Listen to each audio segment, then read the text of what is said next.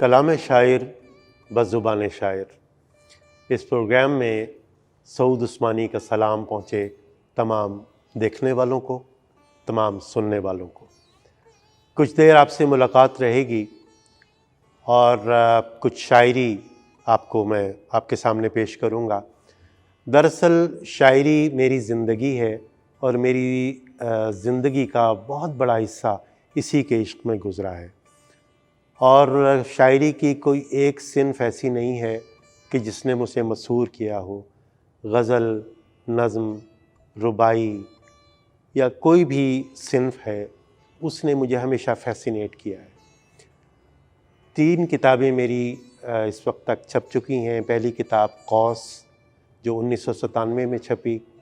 دوسری کتاب بارش جو 2007 میں چھپی، تیسری کتاب جل پری جو 2016 میں چھپی، اور چوتھی کتاب اب تقریباً تیار ہے اور مجھے امید ہے کہ 2021 میں وہ کتاب بھی طبع ہو جائے گی اور آپ کے سامنے آئے گی۔ تو 4 کتابیں اب تک میری شاعری کی ہیں اور نثر کی کتابیں اس کے علاوہ ہیں، لیکن شاعری نے مجھے فیسینیٹ کرنا ابھی تک چھوڑا نہیں۔ میں سمجھتا ہوں کہ ہماری زندگی میں شاعری کا مسئلہ صرف اتنا نہیں ہے کہ کچھ لوگ شعر پڑھ لیں اور کچھ لوگ اس پر داد دے دیں اور واہ واہ کر دیں۔ شاعری کا سلسلہ اس سے کہیں آگے ہے، اور کبھی آپ نے سوچا کہ شاعری یا ادب بنیادی طور پر آپ کی شخصیت کی تعمیر میں کیا رول پلے کرتا ہے، کیا حصہ ڈالتا ہے؟ میں سمجھتا ہوں کہ اگر شاعر ٹھیک معنوں میں شاعر ہو اور وہ ادب کو اپنی زندگی کا جز بنا چکا ہو، اپنے خون کا حصہ بنا چکا ہو، تو شاعری اس کی شخصیت کی تجسیم کرتی ہے، اس کے دل کو گداز کرتی ہے، اس کو لوگوں کے دل کے ساتھ دھڑکنا سکھاتی ہے، اور سب سے بڑھ کر یہ کہ وہ دوسروں کے دکھ درد کو خود محسوس کرنا سیکھتا ہے۔ شاعری کا یہ رول کم نہیں ہے۔ اس لیے میرا مسئلہ ان لوگوں سے یہ نہیں ہے جو لوگ شاعری نہیں کرتے، ان سے میری گزارش صرف اتنی ہے کہ آپ شاعر ہیں یا نہیں ہیں، آپ خود لکھتے ہیں یا نہیں لکھتے، یہ بالکل اس سے ہمارا کوئی مسئلہ نہیں ہے اور اس پہ بحث نہیں ہے۔ لیکن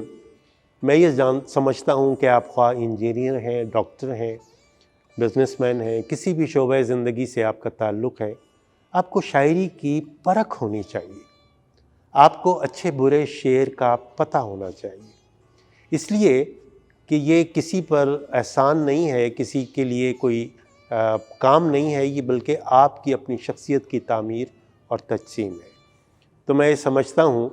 کہ اگر ادب آپ کی زندگی میں یا شاعری آپ کی زندگی میں موجود نہیں ہے ایک بہت اہم حصے کے طور پر، تو آپ ایک بڑی خوشی سے محروم ہیں۔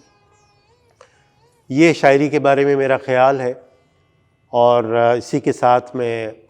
اس کلام شاعر بزبان شاعر پروگرام میں ایک غزل آپ کے سامنے پیش کرتا ہوں۔ غزل کا مطلع ہے کہ یہ وہم وہ ہے جو ہر آدمی کا ہوتا ہے، یہ وہم وہ ہے جو ہر آدمی کا ہوتا ہے، وگرنہ کون جہاں میں کسی کا ہوتا ہے۔ یہ وہم وہ ہے جو ہر آدمی کا ہوتا ہے، وگرنہ کون جہاں میں کسی کا ہوتا ہے۔ اور شعر سنیے گا کہ وہ راستہ ہو محبت کا یا سیاحت کا، تھکانے والا سفر واپسی کا ہوتا ہے۔ وہ راستہ ہو محبت کا یا سیاحت کا، تھکانے والا سفر واپسی کا ہوتا ہے، اور بڑا کمال ہے خود کو سنبھال کر رکھنا، بڑا کمال ہے خود کو سنبھال کر رکھنا، مگر جو ذائقہ آوارگی کا ہوتا ہے۔ بڑا کمال ہے خود کو سنبھال کر رکھنا، مگر جو ذائقہ آوارگی کا ہوتا ہے۔ اور مقطع ہے کہ ہر ایک کو دوست بنانا منافقت ہے سعود، ہر ایک کو دوست بنانا منافقت ہے سعود، کسی کا ہوتا نہیں جو سبھی کا ہوتا ہے۔ ہر ایک کو دوست بنانا منافقت ہے سعود، کسی کا ہوتا نہیں جو سبھی کا ہوتا ہے، یہ وہم وہ ہے جو ہر آدمی کا ہوتا ہے، وگرنہ کون جہاں میں کسی کا ہوتا ہے۔ اچھا، جو زندگی میں آدمی عشق کرتا ہے، بہت سے عشق ہوتے ہیں، مادی وجود سے بھی ہوتا ہے اور غیر محسوس وجود سے بھی ہوتا ہے، لیکن میرے جو بہت سے عشق ہیں ان میں ایک عشق کتاب سے بھی ہے۔ میں بائی پروفیشن بزنس مین ہوں، پیپر امپورٹر ہوں، پبلشر ہوں، بک سیلر ہوں، اور میں نے ساری زندگی اپنی تعلیم کی تکمیل کے بعد اسی میں گزاری ہے، اور کتاب سے مجھے عشق ہے۔ اور سچ بات یہ ہے کہ کتاب نے جو کچھ مجھے زندگی میں دیا ہے وہ شاید ہی کوئی اور چیز مجھے دے سکے۔ کچھ عرصے پہلے جب میں کتاب کے دکھ کو محسوس کر رہا تھا، اور وہ یہ کہ ہماری یہ عہد، یہ دور رواں، ہماری نئی نسل وہ کتاب سے دور ہوتی جا رہی ہے، اور کتاب ان کی زندگی میں اس طرح سے شامل نہیں ہے جو میری نسل کا حصہ تھی، اور میں کتاب کا مطلب کاغذی کتاب سمجھتا ہوں۔ تو میں نے ایک شعر لکھا اور پھر وہ سوشل میڈیا پر میں نے پوسٹ کیا، اور وہ وائرل ہو گیا کیونکہ وہ بہت سے دلوں کی آواز تھی، اور وہ بہت سے لوگوں کو ان کے دلوں تک وہ شعر پہنچا۔ تو وہ غزل جس میں آخری شعر وہ بھی ہے، وہ میں آپ کے سامنے پیش کرتا ہوں، اور وہ کتاب کا اور کتابچی کا دکھ آپ شاید محسوس کر سکتے ہیں۔ کتابچی کا لفظ میں نے جان بوجھ کر استعمال کیا، یہ لفظ ہماری اردو زبان میں بہت کم مستعمل ہے، یا شاید بالکل مستعمل نہیں ہے، اور کتابچی جیسے ہم بندوق چی کہتے ہیں اور کباب چی کہتے ہیں اور دوسرے، تو یہ فارسی میں اور ترکی میں یہ لفظ موجود ہے، لیکن اردو میں اس طرح مستعمل نہیں ہے۔ وہ شخص جو کتاب سے جڑا ہوا ہو، کتابچی کے معنوں میں۔ یہ تو ایک علیحدہ بات تھی، لیکن وہ غزل میں آپ کے سامنے پیش کرتا ہوں۔ جھیلوں پرندوں اور گلابوں سے عشق کی، جھیلوں پرندوں اور گلابوں سے عشق کی، دیکھو تمام عمر ہے خوابوں سے عشق کی، دیکھو تمام عمر ہے خوابوں سے عشق کی، کیا جانے کیا طلسم ہے اجڑے دیار میں، کیا جانے کیا طلسم ہے اجڑے دیار میں، کیا وجہ پوچھتے ہو خرابوں سے عشق کی، کیا جانے کیا طلسم ہے اجڑے دیار میں، کیا وجہ پوچھتے ہو خرابوں سے عشق کی، آنکھوں سے پھوٹتی ہے کرن در کرن جو ذوق، یہ روشنی ہے آئینہ تابوں سے عشق کی، آنکھوں سے پھوٹتی ہے کرن در کرن جو ذوق، یہ روشنی ہے آئینہ تابوں سے عشق کی۔ اور اس غزل کا آخری شعر ہے کہ کاغذ کی یہ مہک یہ نشہ روٹھنے کو ہے، کاغذ کی یہ مہک یہ نشہ روٹھنے کو ہے، یہ آخری صدی ہے کتابوں سے عشق کی، کاغذ کی یہ مہک یہ نشہ روٹھنے کو ہے، یہ آخری صدی ہے کتابوں سے عشق کی، جھیلوں پرندوں اور گلابوں سے عشق کی، دیکھو تمام عمر ہے خوابوں سے عشق کی۔ اچھا، ایک نظم اپنی کتاب بارش سے آپ کے سامنے پیش کر رہا ہوں۔ میرے دوسرے شعری مجموعے کا نام بارش ہے، اور اس میں ایک نظم ہے جس کا عنوان ہے لینڈ سلائیڈ۔ پس منظر یہ ہے کہ مجھے موقع ملتا رہتا ہے دنیا بھر میں آنے جانے کا اور گھومنے کا، خاص طور پر پہاڑی علاقوں میں میرا بہت جانا ہوا ہے، اور لینڈ سلائیڈ سے آپ سب واقف ہیں کہ لینڈ سلائیڈ کیا ہوتی ہے اور اس کے اثرات کیا ہوتے ہیں اور وہ کس طرح پیش آتی ہے، اور اس کے اس علاقے کے رہنے والوں پر کیا اثرات پڑتے ہیں۔ میں ایک بار کسی ایسی لینڈ سلائیڈ میں ٹریپ ہو گیا، اس میں پھنس گیا کہ جس سے نکلنا بہت دشوار تھا، اور مجھے بہت وقت لگا اس سے نکلنے میں، یعنی میرے ساتھ میری کچھ اور دوست بھی تھے اور ہم ایک گاڑی میں تھے، اور اس سے نکلنا دشوار ہو گیا۔ مجھے لگا کہ جس طرح وہ لینڈ سلائیڈ ہمارے سامنے پیش آئی، مجھے لگا کہ یہ تو انسانی وجود میں ایسا ہوتا ہے، انسان کے ساتھ بالکل ایسا ہوتا ہے جیسے پہاڑ پھسل کر لینڈ سلائیڈ بنتا ہے۔ تو میں نے ایک نظم لکھی، اس کا نام لینڈ سلائیڈ ہے، اور یہ میں آپ کے سامنے پیش کرتا ہوں کہ جیسے پہاڑ پھسلتا ہے، جیسے پہاڑ پھسلتا ہے دھیرے دھیرے اور پھر یکدم، جیسے پہاڑ پھسلتا ہے۔ ایک مدت تک دکھ کا شعلہ اندر اندر جلتا ہے، کوئی شے آسائش کو